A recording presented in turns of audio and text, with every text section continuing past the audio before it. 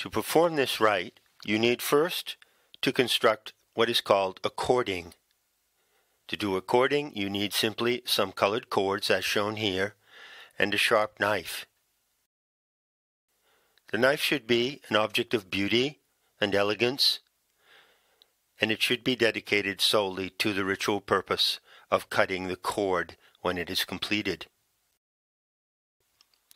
Any colors can be used. The types of cord ought to be cotton, silk, alpaca, and not synthetics.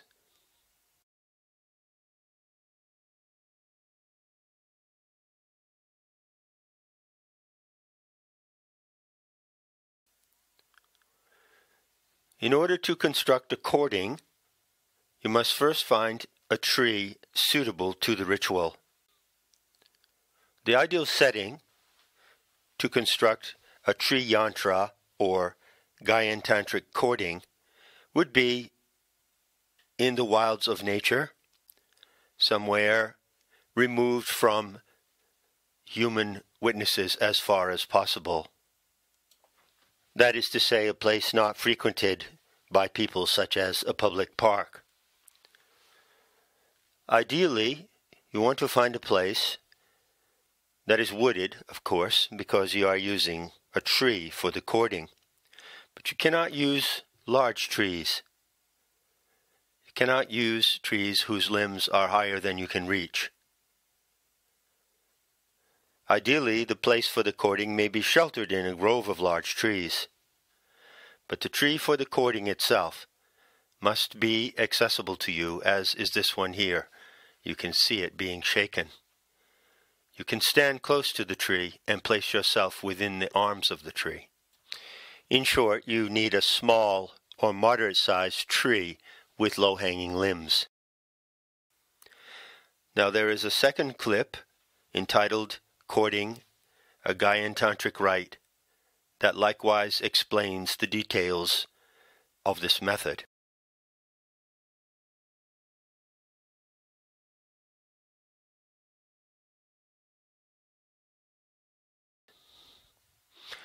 The technique of looping is the method of constructing a cording in this Gaian Tantric ritual.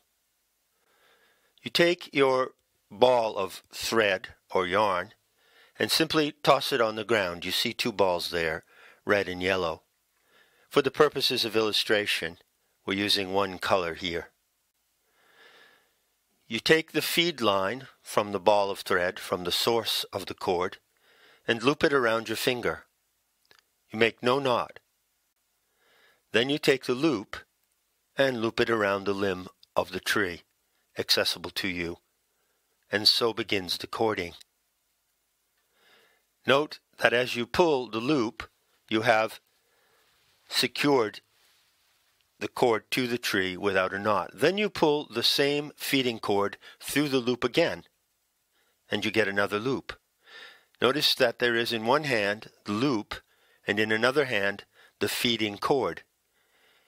Here you loop the feeding cord around the tree, bring it around again, through the loop, and make another loop. Then repeat the same action, looping within loops, making no knots, winding the cord around the tree and through the branches to form a spectacularly erratic and unpredictable design. Note that as you pull the loops through the cord, the tension of the cording remains constant. Keep the line tense by pulling on the loop and at the same time holding the feeding cord steadily in your hand. In that way, you can pull the loops as far as you want to. You can re-loop them and wind them as much as you want to, even back into the cording that you have already made. In this manner, you maintain the same tension through the entire cording. The cording must be tense. The cords must be taut, like the strings of a harp. The technique of looping allows you to hold this tension. Look again. You see how you pull the string through the loop that already exists to form another loop. And then, in a spider-like fashion, you construct a cording across the branches of the tree where you can reach, and you play the cording as if it were a harp that is evolving in the very action of playing it. Note the occasional spider-like motion of the fingers as the looping technique produces the cording. This is spider magic. This is magic of Spider-Woman, changing woman, she who weaves the living tapestry of the natural world. For the purpose of demonstration, only one color is used, but the same method applies to any color that might be added, yellow, black, or blue. You can do a 3-color cording, a 5-color cording. The principle is the same, the method is the same in all cases. This is the technique of looping, a pleasure to learn and a joy to perform.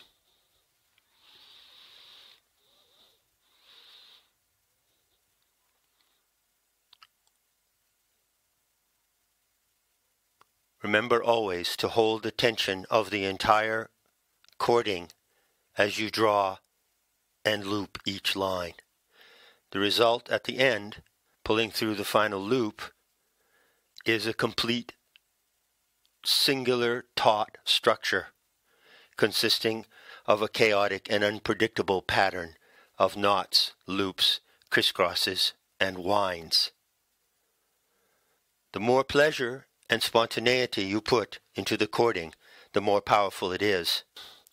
You perform a Gaian cording with intention, and in doing so you hold that intention subvocally, in silence, in your mind, in your throat, as you perform the cording. By the gestures of spontaneity and beauty, you transmit the intention to the cording.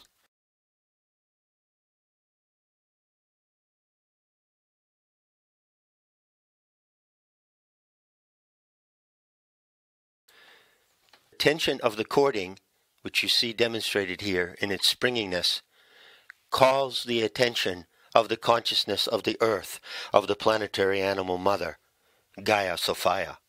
She reads the tension of the cording, which is a chaotic stress in the atmosphere, as a message that draws her attention. Therefore, keep the cording tense and taut.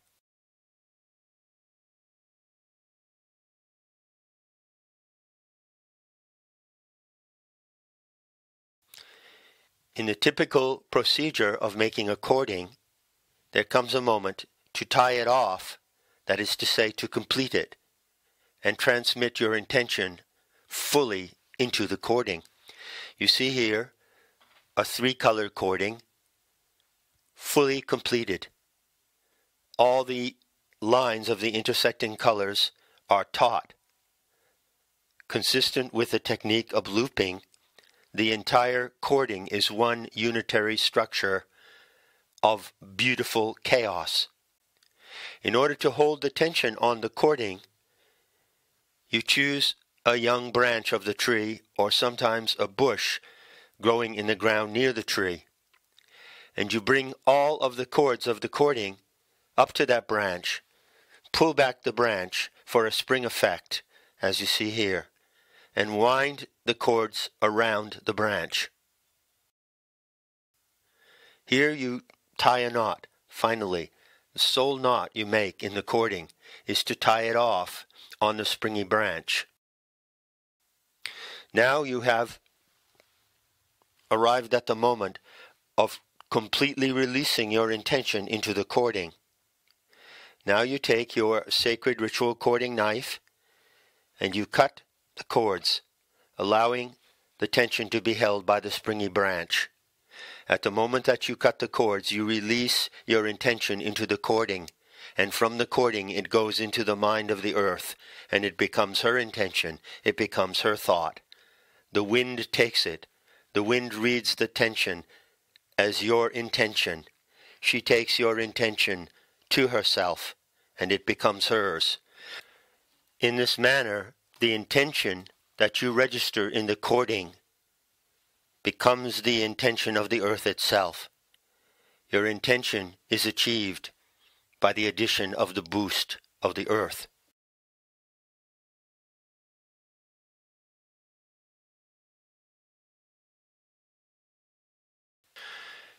So far, you proceed with the cording as you would with any intention that you might register in this manner in a sacred rite of ritual attendance.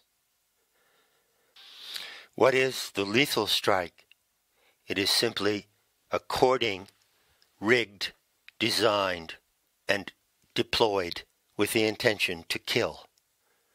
It is the manner of executing a killing spell.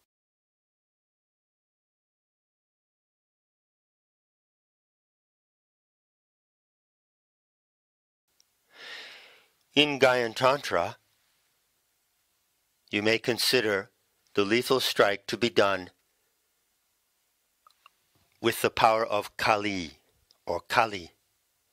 Now, Kali represents, in traditional Hindu mythology, a warrior goddess, and you see her shown here in a certain typical image, which is rather a kitsch image, and not necessarily the way that Kali would appear today. As a matter of fact, if you were to see her today, if she were to visit you in a visionary moment, she might look rather different, rather like something like a pussycat of sorts.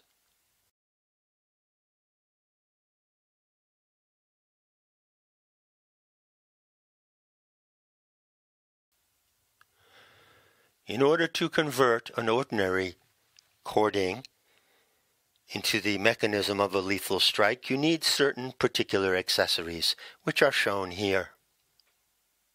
You need a camera, the usual cords. You need a small block of modeling clay.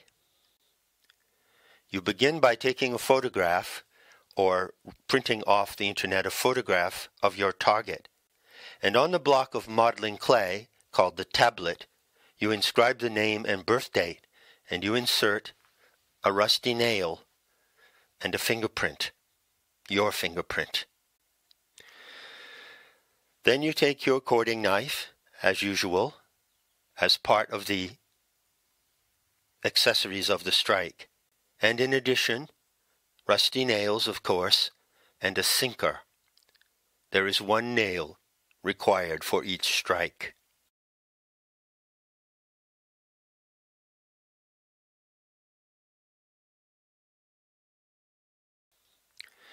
The next step is to prepare the drawing cord.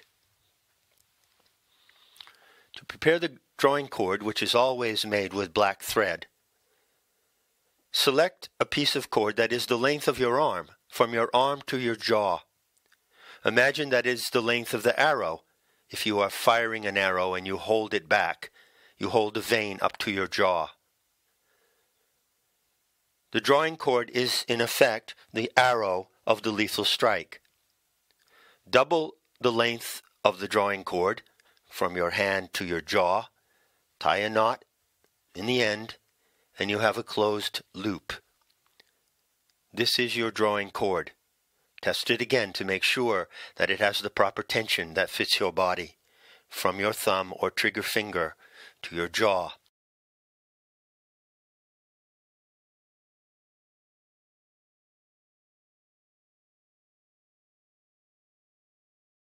Now you rig the trigger of the lethal strike. To do this, you return to the cording and you find one of the lines of the cording that is relatively horizontal and just about at the height of your shoulders, between your shoulders and your elbows. You put the nail through one end of the drawing cord. Then you loop the drawing cord or drape it around the tension cord, pulling it so that there is tension. Then you split the drawing cord and drop the nail through. Pull it around again and play with it until you have the nail, the rusty nail which represents the head of the arrow of the strike, in a toggle position inserted into the cording.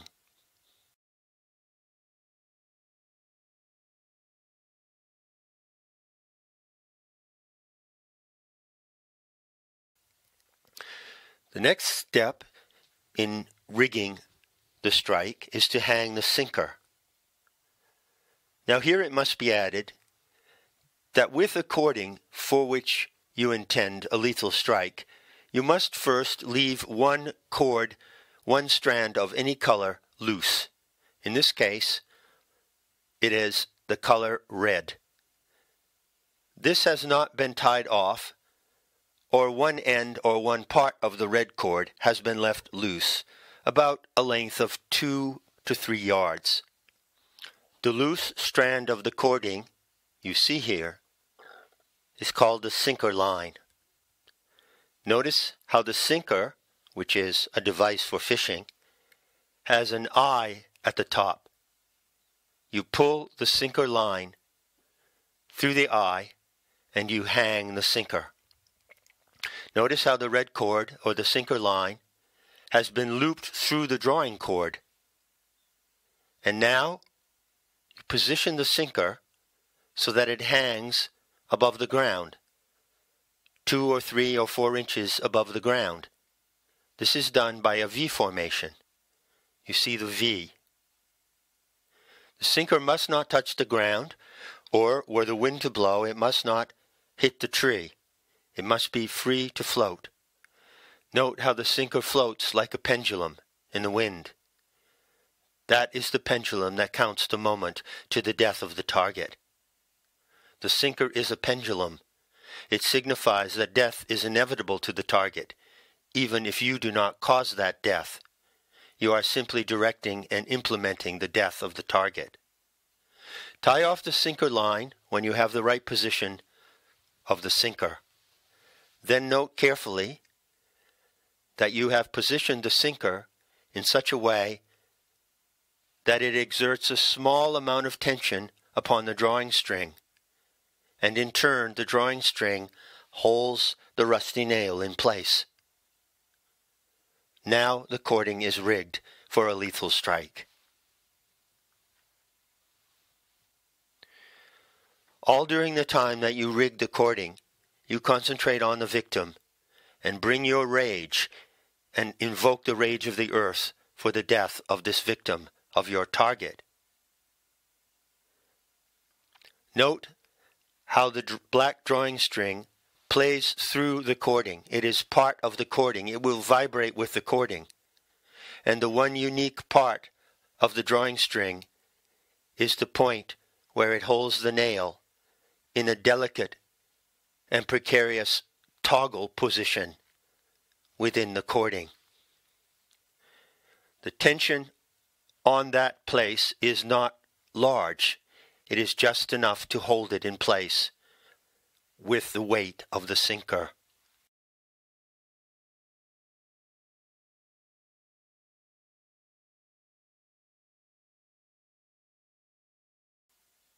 The release of the strike is not done in your presence or not done by any human hand. Watch how it happens as you see the nail toggle and suddenly the drawing cord is released. As that happens, of course, the sinker hits the ground. And at the moment it does, the strike is released and the killing power is sent toward the designated target.